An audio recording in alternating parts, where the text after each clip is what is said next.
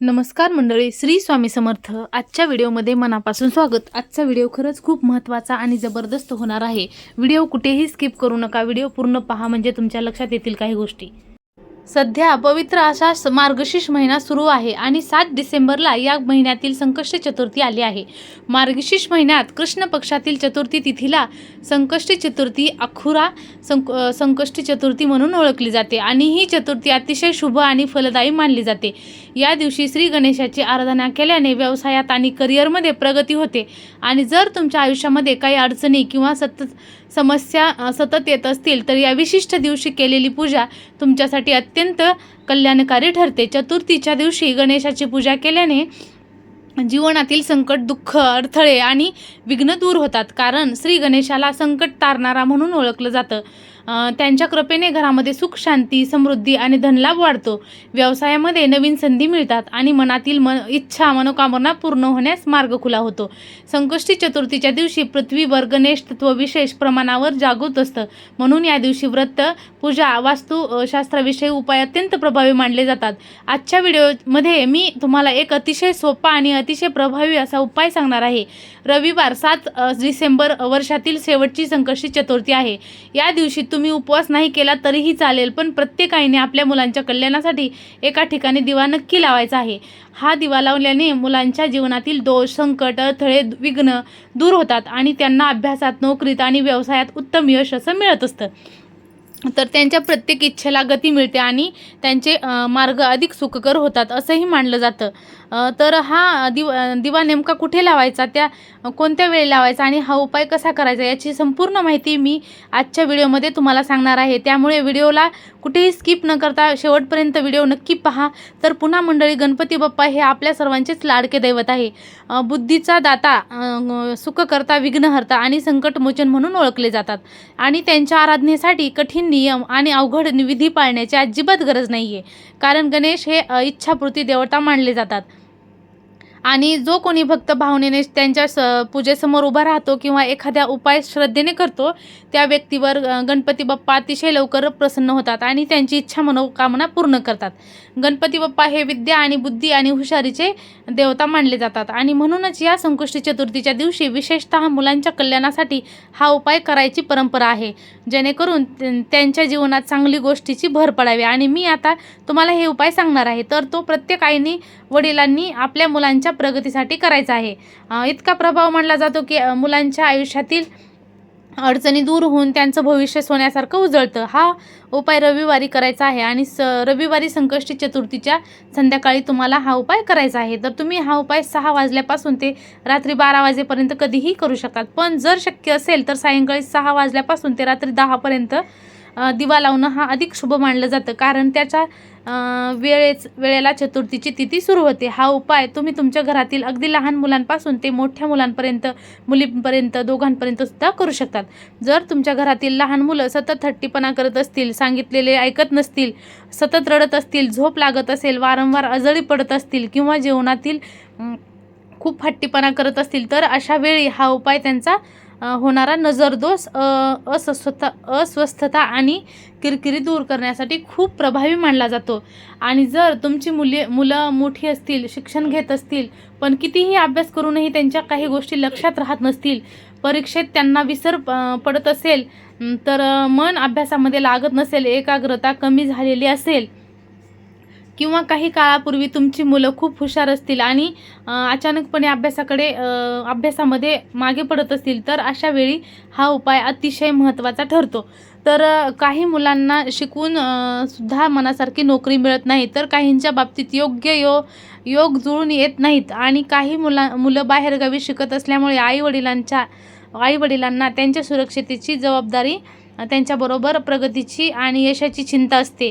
तर या सर्व परिस्थितीमध्ये तुम्ही जिथेही असाल तिथून तुमची मुलं जिथे असतील तिथे तुम्हाला हा दिवा लावायचा आहे. लावण्याचा उपयोग तुम्ही श्रद्धेने करू शकतात, कारण तो अत्यंत प्रभावी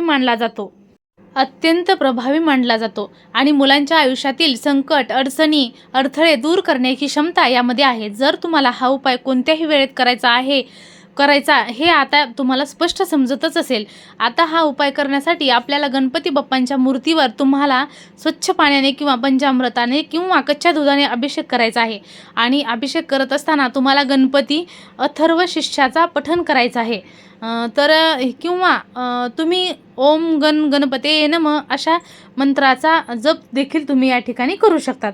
आणि अभिषेक केलेले जे पाणी असणार आहे ते तीर्थ असणार आहे, तर ते तुम्हाला आवर्जून मुलांना थोडं थोडं पाजायचं आहे. कारण यामध्ये एक दैवी शक्ती असते आणि त्यामध्ये मुलांच्या अनेक समस्या दूर होतात. त्यानंतर धूप दीप अगरबत्ती लावायची आहे. गणपती बाप्पांना गुळ खोबऱ्याचा नैवेद्य दाखवायचा आहे, अर्पण करायचं आहे. जास्वंत फूल असेल तर जास्वंदाचे एक फूल व्हायचे आहे, अर्पण करायचे आहे. आणि त्यानंतर सायंकाळी तुम्हाला हा उपाय करायचा आहे. सायंकाळी हा उपाय करण्याआधी सुद्धा तुम्हाला तुमच्या देवघरामध्ये गणपती बाप्पांच्या समोर दिवा लावून घ्यायचा आहे, धूप दीप अगरबत्ती लावायची आहे आणि त्यानंतर हा उपाय तुम्हाला करायचा आहे. उपाय करण्यासाठी तुम्हाला एक मातीची पणती लागणार आहे. मातीच्या पणतीमध्ये ज्या सकारात्मक लहरी असतात त्या इतर दिव्यांमध्ये खूप जास्त असतात, दिव्यांपेक्षा खूप जास्त असतात. दिवा घेताना कोणताही चांगला, कुठेही तुटलेला फुटलेला खराब झालेला दिवा घेऊ नका. अगदी तुम्ही अगोदर वापरलेला असला तरीही चालेल, फक्त खराब झालेला दिवा नसावा. चांगला दिवा तुम्हाला घ्यायचा आहे. त्यानंतर त्या दिव्यामध्ये आपल्याला मोहरीचं तेल घालायचं आहे. मोहरीचंच तेल घालण्याचा जास्तीत जास्त प्रयत्न करा. जे मोहरीचं तेल तुमच्याकडे नसेल तर तुम्ही ते कोणत्याही तुमच्या पूजेच्या दिव्यामध्ये वापरतात ते तुम्ही तेल घातलं तरीही चालेल. त्या दिव्यामध्ये तुम्हाला थोडीशी चिमूटभर पिवळी मोहरी टाकायची आहे. पिवळी मोहरी नसेल तर तुम्ही काळी मोहरी टाकली तरी चालेल. त्यानंतर या दिव्यामध्ये आपल्याला दुहेरी कापसाची वात करून लावायची आहे. आणि जेव्हा तुम्ही दुहेरी कापसाची वात बनवणार आहेत तर त्या वातीला थोडंसं कोरडंच तुम्हाला हळद कुंकू लावून घ्यायचं आहे. म्हणजे ती वात जर तुम्हाला थोडीशी लाल पिवळी बनवायची आहे. त्यानंतर अशी ही वात तुम्हाला त्या दिव्यामध्ये लावायची आहे. त्यानंतर प्लेटमध्ये घ्यायची आहे. त्या प्लेटमध्ये तुम्हाला हळदी कुंकू लावून पाणी मिक्स करून एक स्वस्तिक काढायचं आहे आणि त्या स्वस्तिकवरती हा जो दिवा आहे तो तुम्हाला ठेवायचा आहे. त्यानंतर हा दिवा आपल्याला आपल्या देवघराच्या गणपती बाप्पांसमोर किंवा फोटोसमोर ठेवायचा आहे. आणि त्यानंतर हा दिवा प्रज्वलित करायचा आहे. दिवा प्रज्वलित केल्यानंतर त्या दिव्यामध्ये 5 काळे मिरे टाकायचे आहेत. अखंड काळे मिरे घ्या, कुठलेही खराब झालेले घेऊ नका. त्या दिव्यामध्ये तुम्हाला टाकायचे आहेत. आणि त्यानंतर आपल्याला 5 कापरांच्या वड्या घ्यायच्या आहेत. आणि भीमसेना कापूर तुमच्याकडे असेल तर भीमसेना कापूरचे 5 तुकडे तुम्हाला या ठिकाणी घ्यायचे आहेत. जर तुमच्याकडे भीमसेना कापूर नसेल तर तुम्ही साधा कापूर घेतला तरीही चालेल. आणि या 5 कापराच्या तुकडे सुद्धा तुम्हाला या दिव्यामध्ये टाकायचे आहेत. त्यानंतर दिव्याला हळद कुंकू अक्षदा फूल अर्पण करायचे आहे. धूप दीप अगरबत्ती ओवाळून घ्यायचा आहे. त्यानंतर तुम्हाला तिथेच एका आसन टाकून देवघरासमोर बसायचं आहे आणि गणपती बाप्पांचं अथर्व शीर्षाचं तुम्हाला 3 वेळा पठण करायचं आहे. 3 वेळेला जर तुम्हाला शक्य नसेल तर तुम्ही 1 वेळेला केलं तरी चालेल. जितकं जास्त तुम्ही पठण कराल तितकं जास्त फळ तुम्हाला प्राप्त होईल. आणि शक्य नसेल तर 1 वेळेला सुद्धा केलं तरी चालेल. त्यानंतर तुम्हाला हे गणेश स्तोत्राचा पठण करायचं आहे. या 2 सेवा आहेत त्या फक्त 5 ते 7 मिनिट लागतात या सेवा करायला. आणि जर तुमची मुलं मोठी असतील तर लिहित बसता येत असतील तर या सेवेत तुम्ही मुलांकडूनच करून घ्या. मुलं लहान असतील तर तुम्ही शक्य होईल तेवढं आईवडिलांनी हे केलं तरी चालेल. जर तुमची मुलं बाहेरगावी शिकायला असतील तर स्वतः आईवडिलांनी ही सेवा केली तरी देखील चालेल. त्यानंतर तुम्ही दोन्ही हात जोडून गणपती बाप्पांकडे मुलांची प्रगती होण्यासाठी त्यांचे सर्व संकट अडचणी विघ्न दूर होण्यासाठी मनोभावे प्रार्थना करायची आहे. आता हा दिवा तुम्ही चतुर्थीला रविवारी नंतर तुम्हाला कंटिन्यू 21 दिवस हा उपाय करत राहायचा आहे. 21 दिवस तुम्हाला दररोज संध्याकाळी हा दिवा जो आहे तो तुमच्या देवघरासमोर गणपती बाप्पांच्या समोर लावायचा आहे. आणि फक्त या दिव्यामध्ये असणाऱ्या वाती आपल्याला बदलायच्या आहेत. आणि त्याचबरोबर 5 काळे मिरे जे आहेत ते सुद्धा तुम्हाला दररोज बदलायचं आहे. तर या 2 वस्तू दिव्यामध्ये तुम्हाला टाकायच्या आहेत आणि याच पद्धतीने दिवा तुम्हाला दररोज लावायचा आहे.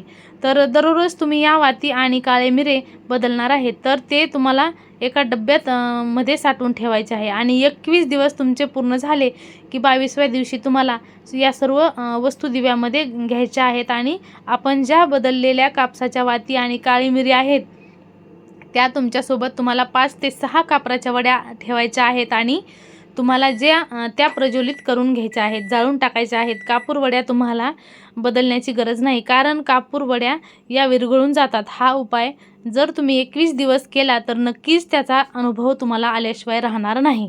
तर दिवसातच तुमच्या मुलांची जी काही प्रगती थांबलेली होती तर ती पुन्हा सुरू होईल. मुलांचे जे काही दोष आहेत ते निघून जातील आणि त्यामुळे प्रत्येक आईने आपल्या मुलांसाठी हा उपाय नक्की करायचा आहे.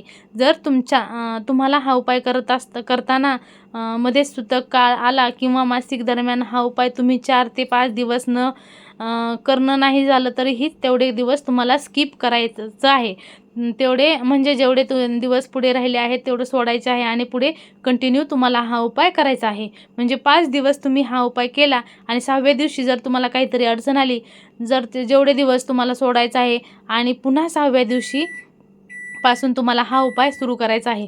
पुन्हा पहिल्या दिवसापासून तुम्हाला हा करायची नाही, कारण हा उपाय आपल्याला चतुर्थीपासून सुरू करायचा असतो. आणि जर तुमच्या घरामध्ये 2 मुलं असतील तर 2 मुलांसाठी तुम्हाला वेगवेगळे दिवे लावायचे आहेत. एकच हा दिवा 2 मुलांसाठी लावता येणार नाही. त्याबरोबर तुम्हाला चतुर्थीच्या दिवशी 21 दुर्वांची जोडी घ्यायची आहे. 21 दुर्वा तुम्हाला हळदीमध्ये बुडवायच्या आहेत आणि त्या गणपती बाप्पांना अर्पण करायच्या आहेत. आणि या सर्वसुद्धा तुम्हाला दुर्वा तुम्हाला जर अर्पण केल्या तर तुम्हाला मुलांची इच्छा लवकरात लवकर पूर्ण होते. वर्षातले शेवटचे चतुर्थी या दिवशी जर मुलांनी हा उपाय केला तर हे वर्ष मुलांना सुखाचं, आनंदाचं, भरभराटीचं, आरोग्याचं जाईल. नवीन वर्षामध्ये मुलांची भरभरून प्रगती होईल आणि म्हणून अशा 21 दुर्वाचा हा उपाय उद्या चतुर्थीला अवश्य मुलांकडून करून घ्या. तर वडिलांनी करून घ्यावा. मुलांच्या आईवडिलांनी हा उपाय केला तरी चालेल. दोन्ही उपाय अत्यंत प्रभावी आहेत, सात्विक आणि हे उपाय केल्याने तुम्हाला नक्कीच याचं शुभफळ प्राप्त होईल. अत्यंत महत्त्वाची माहिती आहे तुमच्याबरोबर शेअर करायची होती. धन्यवाद.